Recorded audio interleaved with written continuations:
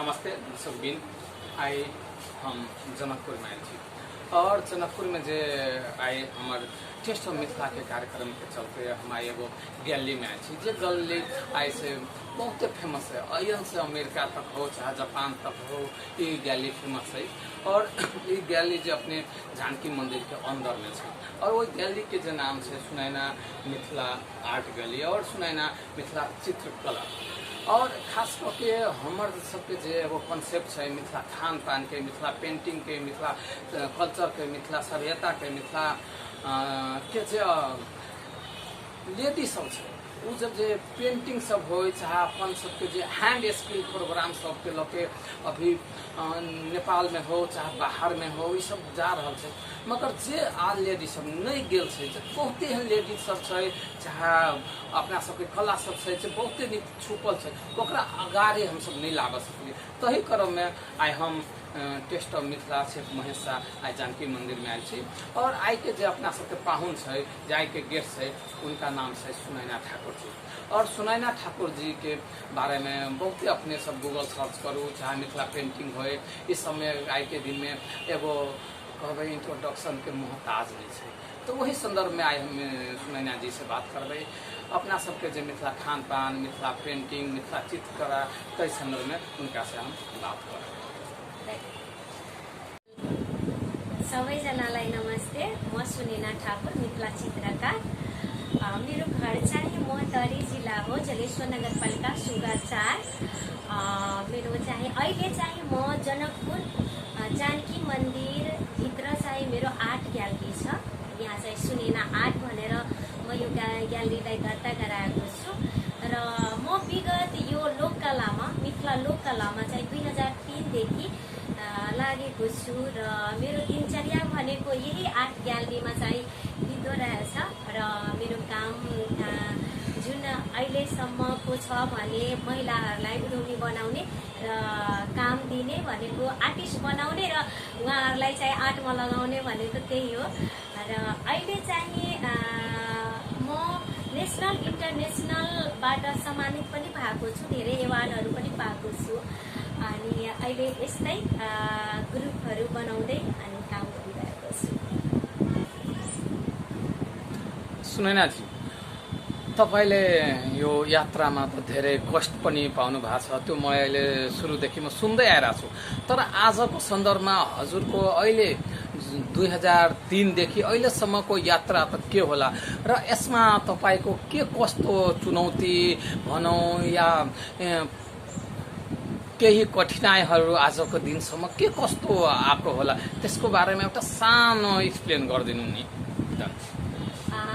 त्यो कुरा त ठिकै भन्नुभयो महेशजी। मेन कुरा के छ भने हामी मधेसी, त्यसमा पनि मधेस समुदायबाट तराईबाट अनि धेरै चुनौती छ।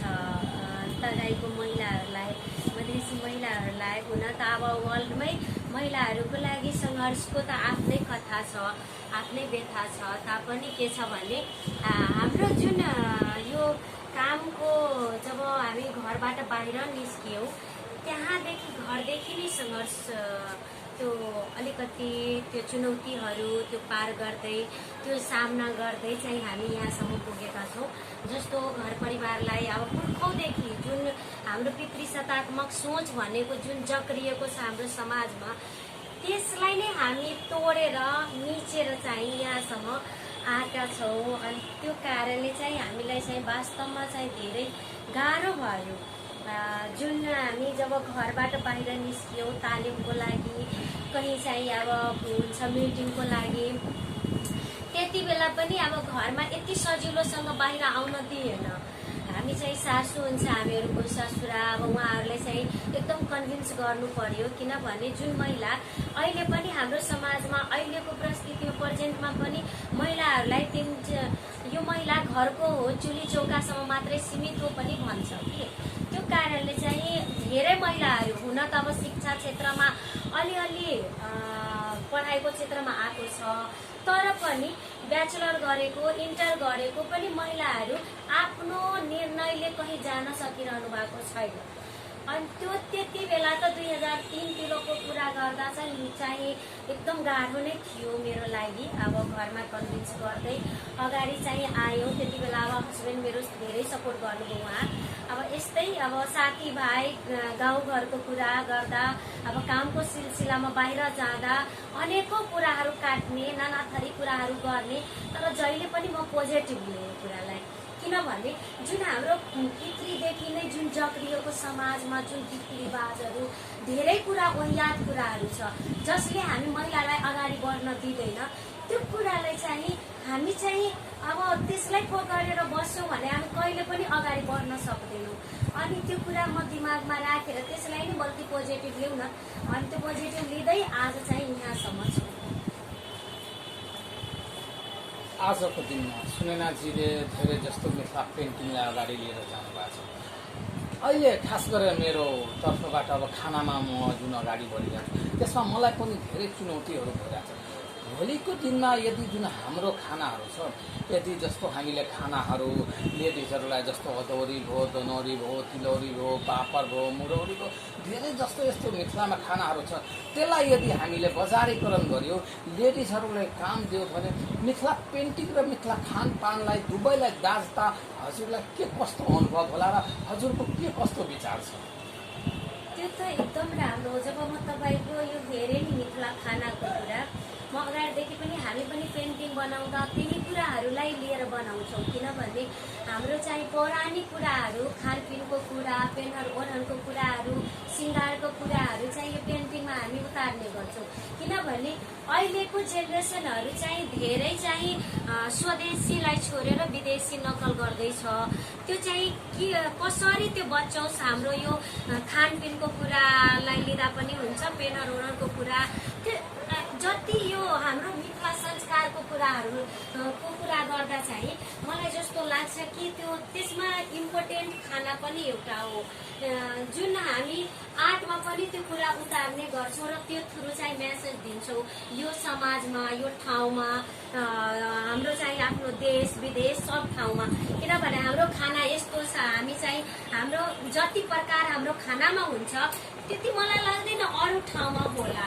अब यो जुन टेस्ट हाम्रो खानाको जुन टेस्ट छ, जुन प्रकार छ, जस्तो अब हामीले तपाईँ भन्नुभयो अदौरीहरूको कुरा गर्नुभयो, कुम्रौरीको कुरा गर्नुभयो, बिरियाको कुराहरू जसरी हाम्रो गुन्द्रुक हुन्छ नि त्यसरी नै हामी बिरिया बनाउँछौँ, सागबाट नै बनाउँछौँ, यति टेस्टी हुन्छ। तर त्योहरू पनि अहिले चाहिँ जनकपुरमै त बसेर हामी त्यो पाइरहेका छैनौँ।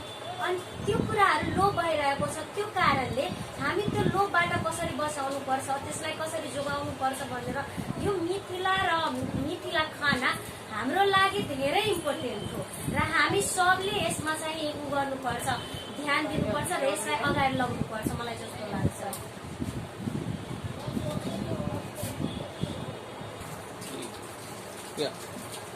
अर्चना, आज के दिन में जो अपने देखे कि मिथिला पेंटिंग में लेडीज बहुत जागरूक तो जना खान पान में अभी तक लेडीज तो उतने जागरूक नहीं भेजे। अगर काल के दिन में जो मिथिला के खान पान है जना अदौरी तिलौरी है एकरो सबके अगर गांव में घर घर में लेडीज सबके अगर बनब के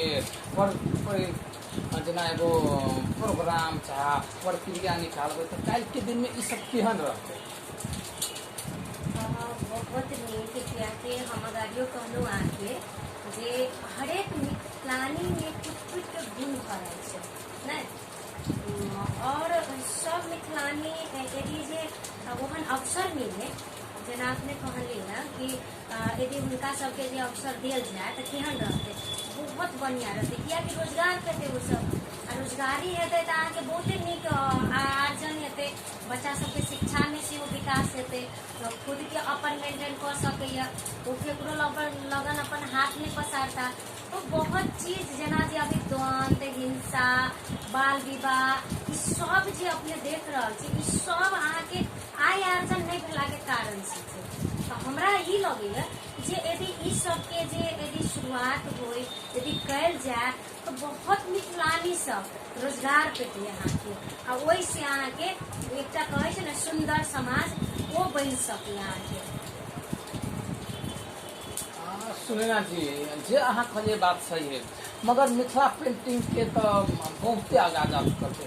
अब भी यहाँ के मिथिला पेंटिंग के साथ मिथिला के खानों के टक्कर में करीब करीब आ रहा है। तो अहाँ के टक्कर दऽ रहल छी तऽ अहाँ के केना की फील बुझाया, जेना मिथिला खाना प्लस मिथिला पेंटिंग सब आगाड़ी बढ़ रहा है। तो ओहि समय जे अहाँ सबके समूह में जे सखी सब छै, जे लेडीज सब है, उनका सबके लागे एगो छोटका संदेश अहाँ की कहऽ चाहबै? देखियो एहिमे टक्कर के तो बाते नहीं किया कि जब अहाँ एलो तो हमरा एहिमे की होइ छै ना, लाके हम अगाड़ी से करै छी आर्ट पर कतौ ने कतौ हमरा सबके और मनोबल बढ़े छै कि थपै छै, प्लस करै छै। एहिमे और पेंटिंग बनावे में निखार होइ छै। जेना अहीं कहलहुँ कैलेंडर बनबै छी तो आर्ट ओहिमे चाही जे जेना जे तरकारी के प्रकार सब अपने देलहुँ ओहिमे, तो ओहिमे हम यदि मिथिला आर्ट के जोड़ी तो बहुत नीक हेतै और निखरतै ना। तो ओहि के कारण से कतौ न कतौ एहि के विकासे भऽ रहल छै। मिथिला आर्ट के और विकास हेतै और लगनशीलता जगतै महिला सबके, हमरा एहिठाम के दीदी बहिन सबके और बुझेतै कि नहीं हमरा एहि साथ साथ खाना बहुत ज्यादा इम्पोर्टेंट छै, हमहूँ ओहिमे कनिक रुचि राखब। कियाकि बहुत एहन दीदी सब छै टेस्ट वाला, जे एकटा मिथिला के टेस्ट खाना जे होइ छै से बनबैत रहै छै ओसब, आ हुनका बुझाइत रहल कि हमर खाना एते सुंदर बनबै छै, कोई आदमी यदि प्रशंसा करे तो हुनका नीक लगतै तो और बढ़िया बात छै ना। हमरा लगे अहाँके ऐसे जे अपना मिथिला मैथिल और जे खास कऽ कऽ जे एकटा मिथिला नगरी के बहुत ज्यादा चर्चा प्रचर्चा में आबि रहल छै अहाँके, जे मिथिला आर्ट के छेबे करैया, खाना अहाँके प्लस भेलैया, बहुत नीक छै इमेज, हमरा तो बहुत नीक लागि रहल है। जी दर्शक दिन जे अपने सुनैना जी के एगो छोटका इंटरव्यू देख रहल छी, और साथ में जो उनका कथन है कि काल के दिन में या तो मिथिला पेंटिंग हो, मिथिला खान पान हो, अगर एक हम बाजारीकरण करिए, जो हिंदी में कहावत है दिखता है तो बिकता है, तो अभी तक अपना सब न दिखाव सकलिए न बिकाव सकलिए खाना। पेंटिंग तो अमेरिका तक चल गए, जापान तक चल गए, हर एक ठाम गैलियो है। मगर हमार एगो ये प्रयास है कि मिथिला के खाना और मिथिला के जे पेंटिंग है साथ साथ सब पे लऽ के जाओ, जिसमें अपना सबके न्यूट्रिशन पार्ट हो, हाइजेनिक पार्ट हो, ऑर्गेनिक पार्ट हो, जो आजकल हर एक खाना में जेना तुलसी में लियो कते आयुर्वेदिक पन है, जहाँ अहाँ लतामे के पात लियो इम्यूनिटी बढ़बे के लगी कते बढ़िया काज करे छै। जेना अपना सबके गुरगुजे कहे छी जो अभी कोरोना के सबसे बड़का दवाई बन गए छै, जो अपना सबके बाड़ी में गुरगुज ओनाहिते फेंकल छलिए, केओ खाई नहीं चाहे छलिए, आयो के दिन में ये सबके नहीं क्यों खाई चाहिए। तो अही संदर्भ में एगो एकरा एगो विकास के जरूरी है, एगो रास्ता एगो मार्ग के एकरा जरूरी है। और जे खाना अपना सब है एगो एकरा प्रेजेंटेशन, प्लेटिंग, प्रमोटिंग और एगो जे ब्रांडिंग के जरूरी है। तो संदर्भ में अपनहु सबके कहे कि अपनहु सब साथ दिय, और जे अपना सबके मिथिला के कल्चर है, मिथिला के खान पान है, ओकरा आगाड़ी बढ़ाओ। अते कहे दर्शक नमस्ते।